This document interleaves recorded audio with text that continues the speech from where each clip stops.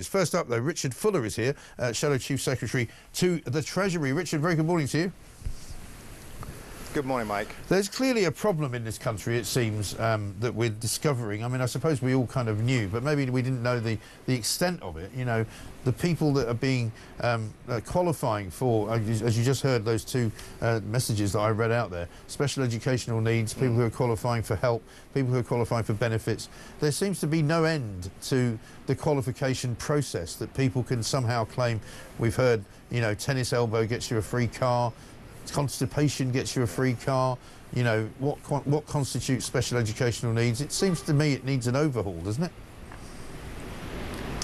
Well, I think we started the overhaul 10 years ago, a new process trying to make sure that we met the needs of children who really did need additional help under the last government. But we have seen an explosion in the number of people calling for these EHCPs, these special programs, and a large part of that, as your analysis has been showing, has been for children with autism, but also children with social and emotional needs. And whilst we do want to make sure that there is care and support for those children who really need it, we have to make sure that we're not just using this approach as a sort of a sideline effort for people to claim additional support and benefits where traditional schooling would be able to meet their needs perfectly adequately. Well, that's the problem, isn't it? Because there isn't, unfortunately, a never-ending pot of money, as the Labour government are finding out. No. But they're being very disingenuous, I think, because they're saying, on the one hand, we need to make savings, but on the other hand, they're spending money like a drunken sailor on all sorts of other things.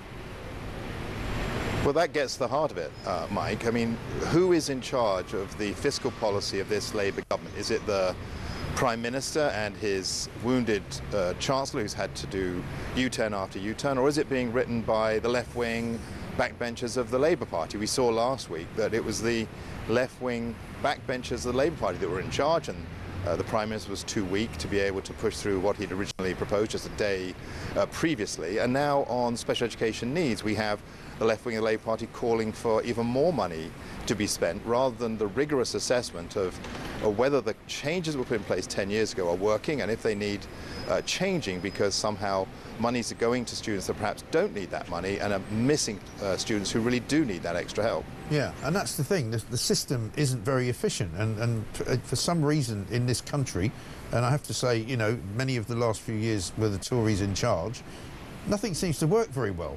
You know, whether it's the trains, whether it's the you know, the buses, whether it's the roads, whether it's civil servants, whether it's local councils. You know, there's a great dearth of people who seem to know what they're doing in this country.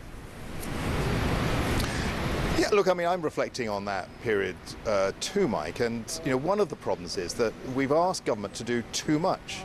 We ask the government to intervene whenever there is a problem, as though there's some magician behind a curtain in British politics that somehow has all the answers to the problems. That isn't the truth. In the end, it's you and your family that are the bedrock of society. It's the work that you do in going to work every day, or in the small business that you run, that creates the wealth or the income, that creates the taxes that can be spent. But ultimately, we need to look at the future of the state in a far more defined and effective way, and that's the work that Kemi Badenoch has embarked on. She's asked me to look at the role of public spending in that, and there are better ways that we can deliver the services that the public want. Some of those, to be fair to the Labour government, they will look at some of those, particularly in the health service, and we'll support them when they come up with good ideas, particularly harnessing new technologies.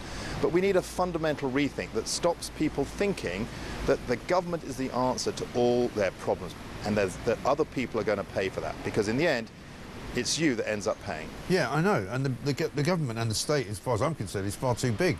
But part of the reason that it got too big was when COVID happened. You know, the government sort of took control. They didn't offer us the question of whether it was a good idea to lock down. They just said, we're going to do it. And so that's where I think a lot of this comes from, because an awful lot of people think, OK, well, we'll just do what the government tells us. And, you know, that was clearly wrong.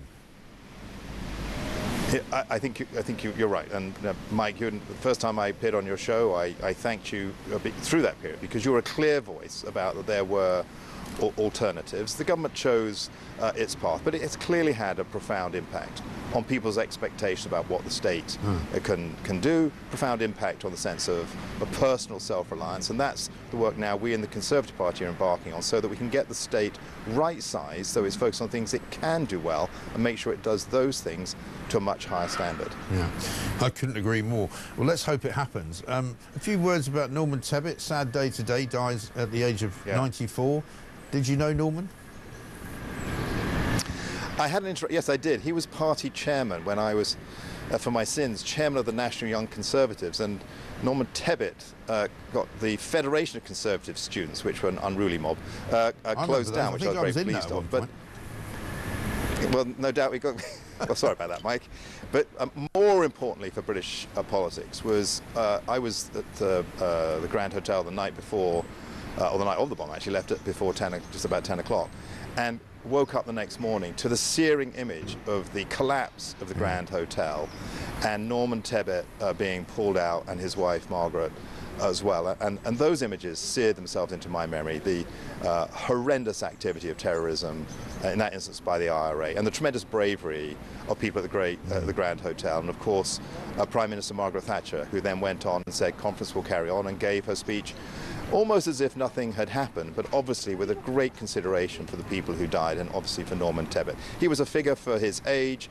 He and I on politics probably wouldn't have agreed on everything, but he was clear of purpose and spoke directly about what he thought was in the best interests of working people, and that clarity of thought and that courage in expressing it, I think, is missed in British politics. Yeah, I think so. He will be missed. Thank you very much indeed. Richard Fuller, MP, Shadow Chief Secretary to the Treasury.